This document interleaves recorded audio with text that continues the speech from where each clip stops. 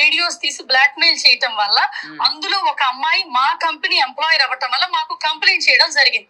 ఈ కంట్రీలో సోషల్ మీడియాలో ఏది పడితే అది పోస్ట్ చేయకూడదు. ఇంకోటి ఫస్ట్ థింగ్, నేను ఎప్పుడు మాకు రెస్టారెంట్స్ ఉన్నాయి, రిక్రూటింగ్ ఏజెన్సీలు ఉన్నాయి, ఓల్డ్ ఏజ్ హోమ్స్ ఉన్నాయి, ఇవన్నీ నేను ఎప్పుడు యూట్యూబ్ లో చెప్పలా. అవి చెప్పినప్పుడు వేరే ఇవన్నీ నేను ఎందుకు ప్రమోట్ చేస్తాను? అవన్నీ ఫ్రాడ్ కోసం పెట్టుకున్నాయి. అవన్నీ చెప్పుకుంటే చెప్పు తీసుకోబడతారు అప్పుడే. ఇంకోటి నందూస్ వరల్డ్ ఛానల్ చూసి ఎవరు అక్కడికి రాలా, అక్కడికి వచ్చింది ఇక్కడ ఉన్న గుడ్ రెప్యుటేషన్ తో వచ్చారు. ఒక పర్సన్ ఈ కంట్రీ వచ్చి, శివ అనే పర్సన్, ఇబ్రహీంపట్నంలో ఉండే పర్సన్ ఈ కంట్రీ వచ్చి అమ్మాయిల వీడియోస్ తీసి బ్లాక్ మెయిల్ చేయటం వల్ల అందులో ఒక అమ్మాయి మా కంపెనీ ఎంప్లాయర్ అవ్వటం వల్ల మాకు కంప్లైంట్ చేయడం జరిగింది. అదే పర్సన్ ఈ కంపెనీకి బ్రోకర్ గా వర్క్ చేశాడంట. అలా కొంతమంది ఫైల్స్ ఇచ్చి వాళ్ళకి వీసాలు, జాబ్ సర్వీసులు చేసేవాడు. జస్ట్ బ్రోకర్, స్టూడెంట్ గా వచ్చి, చదువు లేదు.